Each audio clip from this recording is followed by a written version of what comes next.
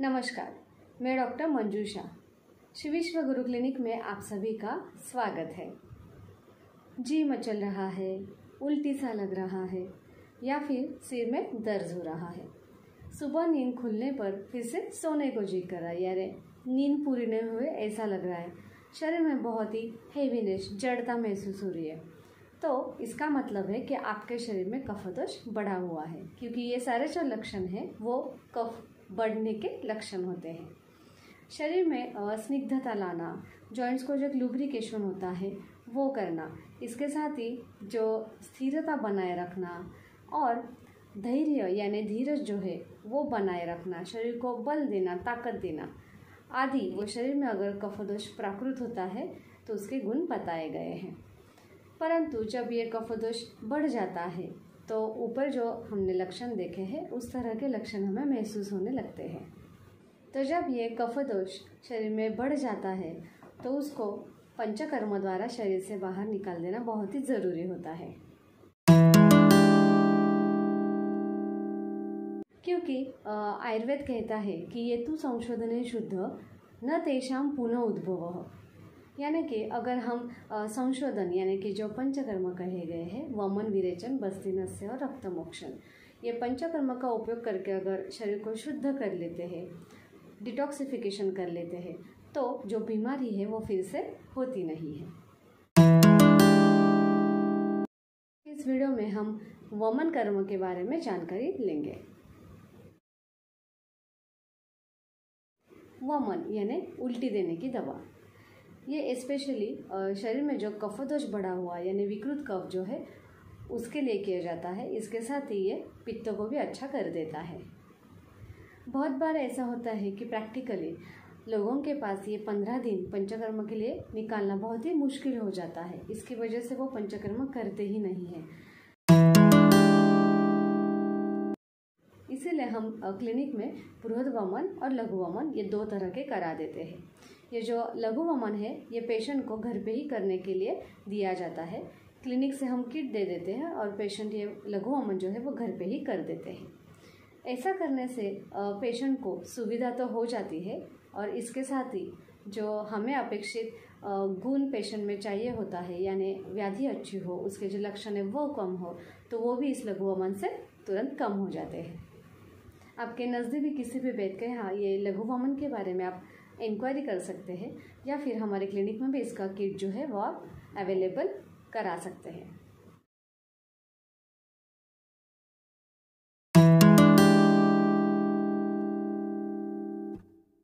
कोई भी ऋतु जो है वो उसके नैसर्गिक यानी नेचुरल स्वभाव से अगर अलग हो जाता है, यानी कि जैसे कि धूप में अगर ठंड पड़ जाती है या ठंड में बारिश पड़ जाती है तो उसको ऋतु का विपर्य यानी ऋतु का उसके नॉर्मल स्वभाव से अलग हो जाना, विरुद्ध हो जाना कहा जाता है। और जब ऐसा होता है तो बीमारी हो जाती है। इसीलिए आयुर्वेद कहता है कि हमें ये बीमारी होने के पहले ही पंचकर्म से शरीर की शुद्धि करनी चाहिए। और इसीलिए जब ये ठंड के सीज़न में शरीर में कफदोष इकट्ठा होता है तो वसंत ऋतु में वमन किया जाता है। जैसे वासंतिक वमन जो है आप सभी ने सुना ही होगा, तो इसमें ये उल्टी की दवा दी जाती है। और जो ये ग्रीष्म ऋतु है उसमें वातदोष जो है वो इकट्ठा हो जाता है। इसीलिए आगे जाके जब बारिश लगती है वर्षा ऋतु तो उसमें बस्ती कर्म करना चाहिए। और इसके साथ ही वर्षा ऋतु में जो पित्त इकट्ठा शरीर में होने लगता है तो इसके लिए आगे जाके जब शरद ऋतु आता है तो पित्त का उपक्रम विरेचन ये ज़रूर कराना चाहिए। तो अगर हम साल भर इस तरह से वात पित्त कफ के लिए अगर शरीर की शुद्धि पंचकर्म द्वारा करा के लेते हैं तो हमें बीमारी होती ही नहीं है। यानी कि ये जो पंचकर्म है वो स्वस्थ व्यक्ति को स्वस्थ रखने के लिए और इसके साथ ही जिन्हें बीमारी हुई है उनकी बीमारी दूर करने के लिए, ये 2 तरह के लिए ये पंचकर्म जो है वो कहा गया है। अब यहाँ पे ये जो ऋतु है वो सिर्फ बाहर की ऋतु अपेक्षित नहीं है, तो रुग्ण के शरीर में जो कोई ऋतु वैद्य को नज़र आती है उस हिसाब से वो पंचकर्म जो है वो डिसाइड किया जाता है।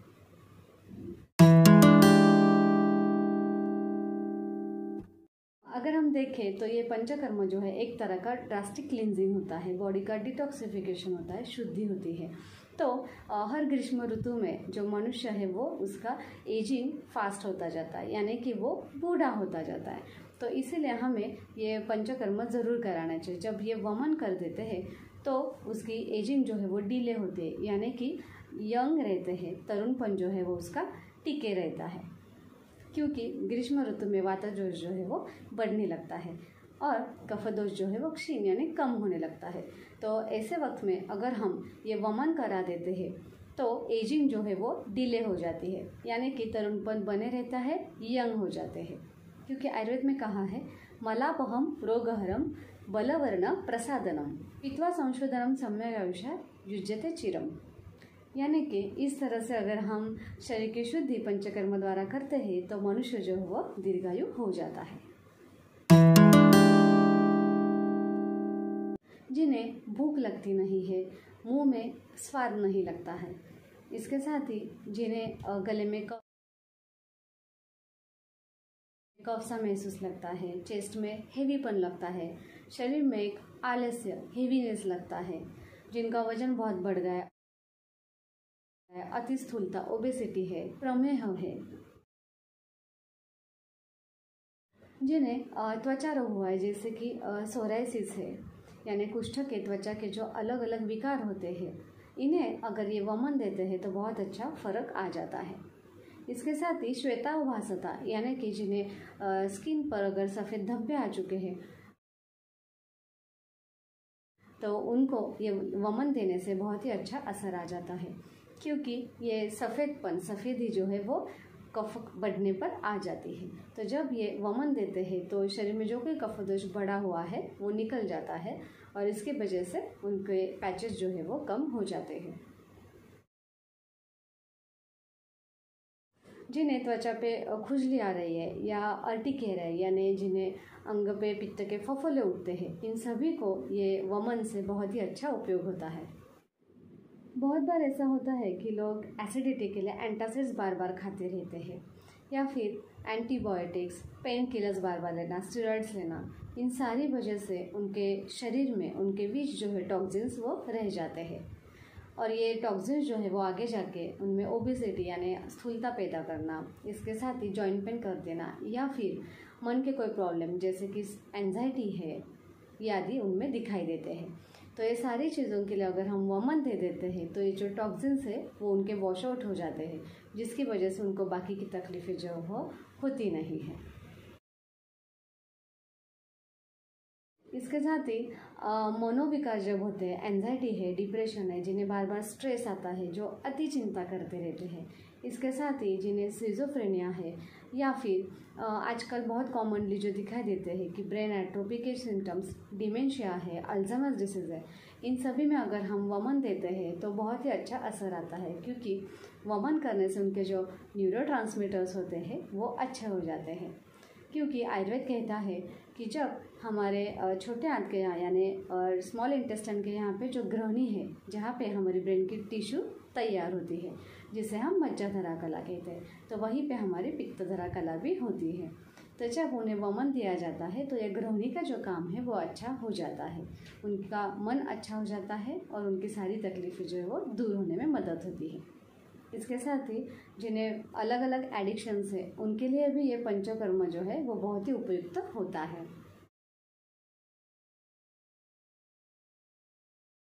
जैसा कि अभी हमने जान लिया कि ये जो वमन आदि पंचकर्म है वो ड्रास्टिक क्लींजिंग के साथ ही हमें दीर्घायु देता है और शरीर में तरुणपन बनाए रखता है, यानी कि हमें यंग कर देता है, एजिंग डिले कर देता है। तो जब कोई कपल्स जो होते हैं यानी इनफर्टिलिटी के केसेस में जब वो बहुत सालों से प्रयास कर रहे हैं संतति के लिए और उन्हें रह नहीं रहा है, तो ऐसे वक्त में अगर हम ये वमन आदि पंचकर्म अगर कर देते हैं तो उनके शरीर में एक तरुणपन आ जाता है, एजिंग उनका जो है वो डिले हो जाता है और इसके साथ ही शरीर में जो कोई औषधि हम देते हैं उनका जो एब्सॉर्प्शन है वो भी बहुत अच्छे से हो जाता है। तो इसके लिए उन्हें अगर पंचकर्म हम करते हैं तो कंसीव होने में बहुत अच्छे से मदद होती है। संतति जो है वो स्त्री और पुरुष बीज के संयोग से तैयार होती है, इसीलिए अगर ये दोनों बीज अगर अच्छे रहते हैं यानी हेल्दी रहते हैं, स्वस्थ रहते हैं, तो संतति भी सुदृढ़ होने में बहुत ही मदद होती है। तो इसीलिए हमें कपल्स को ये पंचकर्म ज़रूर करना चाहिए, यानी बीज संस्कार के वक्त ये पंचकर्म जो है उन्हें ज़रूर करने चाहिए, जिससे कि संतति जो है वो अच्छी होने में मदद होगी, जिससे कि संतति जो है वो सुदृढ़ तो होगी ही, और इसके साथ ही उन्हें आनुवंशिक यानी हेरिडेटरी अगर कोई बीमारी होती है तो वो भी आने की संभावना उसमें कम हो जाती है। बहुत बार महिलाओं में ओरल कॉन्ट्रासेप्टिव पिल्स बार बार लेना यानी ओसीपीज लेना, इसके साथ ही कॉपर टी आदि के बाद, या फिर जब उनमें एबॉर्शंस आदि जब हो जाते हैं तो इसके बाद अगर उनका बर्ताव आदि जो है, खान पान जो है वो अगर ठीक से नहीं रहता है तो उनमें पीरियड्स यानी मेंसेस के वक्त जो ब्लीडिंग है वो हेवी होना आदि समस्या हमें दिखाई देती है। तो जब ये ब्लीडिंग हेवी हो जाता है यानी वजाइनल ब्लीडिंग जो है वो अगर एक्सेसिव ज़्यादा हो रहा है तो ऐसे वक्त में ये वमन जो है, लघु वमन, वो हमें बहुत ही यूज़फुल हो जाता है, जिससे कि ब्लीडिंग रुक जाता है। इसके साथ ही जिनके एडी जो है वो फटी हुई यानी क्रैक हिल्स आदि जब होते हैं, इन सभी के लिए भी ये वमन का बहुत ही अच्छा उपयोग हो जाता है। राजा शिवाजी महाराज जी के काल में यानी इतिहासकालीन जो काल है तब भी हमें ये ग्रंथों में पढ़ने को मिलता है, यानी बखर आदि जो है हमें ये पढ़ने को मिलता है कि तब जो सेना यानी सैन्य जो रहते थे, आर्मी जो रहती थी, तो उनको ये पंचकर्म करके उनके शरीर की शुद्धि कराया जाती थी। ऐसा करने से उनका जो मन जो है, क्योंकि पंचकर्म करने से शरीर के साथ मन पे भी उसका असर आ जाता है, मन की शुद्धि हो जाती है। तो इसीलिए ये जो पंचकर्म है, मन के कोई भी विकार रहे, जिन्हें क्रोध आदि भी बहुत रहता है, मन की व्यथा जिन्हें रहती, चिंता रहती है, इन सभी के लिए ये पंचकर्म जो है बहुत ही यूज़फुल हो जाता है।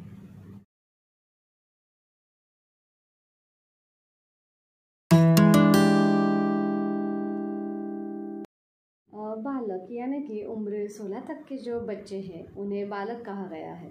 तो इन सभी में नेचुरली उम्र के अनुसार कफ की उम्र होती है। तो इनमें बहुत बार अलग अलग रैशेस दिखाई देते हैं, या फिर सर्दी बार बार होना, नाक से पानी बहना, नाक ब्लॉक हो जाना, ये तकलीफ़ें बहुत कॉमनली दिखाई देती है। तो इन्हें अगर अतसी और कड़ू जीरे का काढ़ा देके अगर ये लघु वमन करा देते हैं तो बहुत ही अच्छा फ़ायदा होता है, क्योंकि आयुर्वेद कहता है वमनम सर्वरोगेषु विशेषेण कुकुनगे, यानी कि अगर हम बालकों में ये वमन दे देते हैं तो उनकी कफ की सारी तकलीफ़ें जो है वो दूर हो जाती है। बहुत बार ऐसा ही होता है कि जो सुकुमार लोग हैं, यानी कि जिनमें बल ज़्यादा नहीं, ताकत कम है, तो ऐसे लोगों में ग्रंथकार ऐसा भी बोलते हैं कि कोई दवा जो है वो नाक से सूंघने पर उनके वमन कराया जा सकता है। तो इस तरह से हमें वमन जो है हर तरह से यूज़फुल हो जाता है। आयुर्वेद में जो अलग अलग चिकित्सा ने ट्रीटमेंट्स बताए गए हैं उनमें लंघन कहा गया है। तो ये लंघन के 10 प्रकार कहे गए, जिनमें से वमन ये एक कहा गया है। बहुत बार ऐसा होता है कि कई लोगों का हमें ये लघु वमन भी देना पॉसिबल नहीं होता है, तो ऐसे वक्त में उन्हें सिर्फ लंघन देते, यानी कि 1 से 3 दिन तक उन्हें खाना नहीं दे। सिर्फ खाने में अगर मूंग दाल का पानी देते हैं या चावल की गंजी देते हैं, धान का लावा देते हैं, तो उनके पेट को उससे विश्राम मिल जाता है। और जो कोई बढ़े हुए दोष होते हैं वो डाइजेस्टिव फायर शरीर की जो है वो हजम कर देती है, जिससे कि उनकी तकलीफ़ें दूर हो जाती है और पेशेंट को भी सुविधा हो जाती है।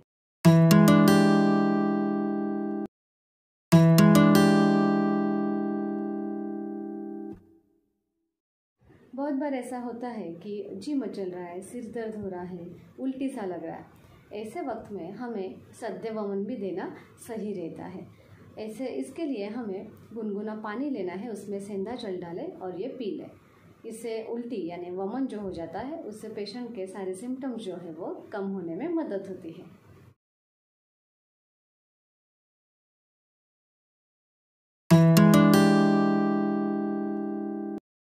बहुत बार ऐसा होता है कि पीठ के हड्डी के जो कोई प्रॉब्लम्स यानी पीठ में दर्द आदि हो रहा है या सायटिका का पेन है, तो इनमें बस्ती यानी मेडिकेटेड एनिमा देने के पहले अगर हम ये लघु वमन उल्टी की दवा दे देते हैं तो शरीर की शुद्धि हो जाती है, यानी जठर पहले अच्छा हो जाता है। तो उसके बाद में जब हम ये बस्ती करा देते हैं तो बस्ती जो है वो बहुत ही उन्हें फलदायी यानी कि आराम देने वाला हो जाता है। ये सारे जो वमन किन में देने हैं ये हमने देखे हैं। वो कोई भी वमन जो है, लघु वमन रहे या बृहद वमन रहे, कभी भी वैद्य की सलाह से ही करना है।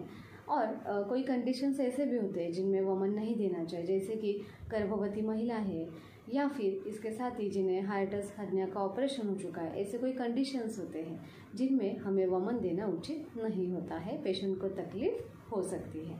अब ये जो वमन है वो एक तरह का ड्रास्टिक क्लिनजिंग प्रोसेस है, तो जिससे कि शरीर के जो बढ़े हुए दोष है वो हम बाहर निकालते हैं।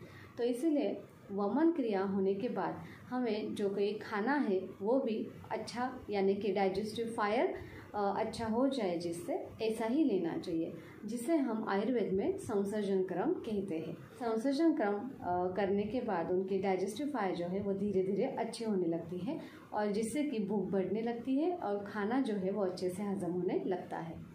और एक चीज़ जो है वो आप ज़रूर फॉलो करें।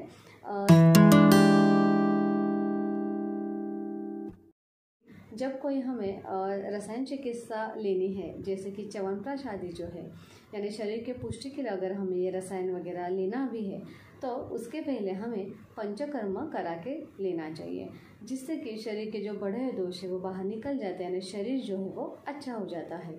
तो उसके बाद जब हम ये रसायन लेते हैं, वो दवा के हिसाब से रहे या फिर स्वस्थ व्यक्ति के लिए रहे, तो इसके लिए जब पंचकर्म कर लेते हैं तो बहुत ही अच्छा रसायन का जो फ़ायदा है वो हमें मिल जाता है। इस तरह से आज ये पूरे वीडियो में हमने जाना है कि वमन जो है वो स्वस्थ व्यक्ति का स्वास्थ्य यानी आरोग्य बनाए रखता है, और इसके साथ ही जिन्हें कोई बीमारी हो चुकी है तो वो बीमारी दूर करने के लिए भी वमन का बहुत अच्छा उपयोग होता है। ऐसे ही और इन्फॉर्मेटिव वीडियोस के लिए चैनल को सब्सक्राइब ज़रूर करें। अगर ये वीडियो आपको पसंद आया हो तो लाइक करें और शेयर करें। आज का ये वमन का वीडियो आपको कैसे लगा ये हमें कमेंट करके ज़रूर बताएं। आपकी पहचान में अगर किसी को इनमें से कोई भी तकलीफ़ है जिन्हें वमन का उपयोग हो सकता है, तो उन्हें ये जो वीडियो है वो ज़रूर शेयर करें। Ayurveda for all.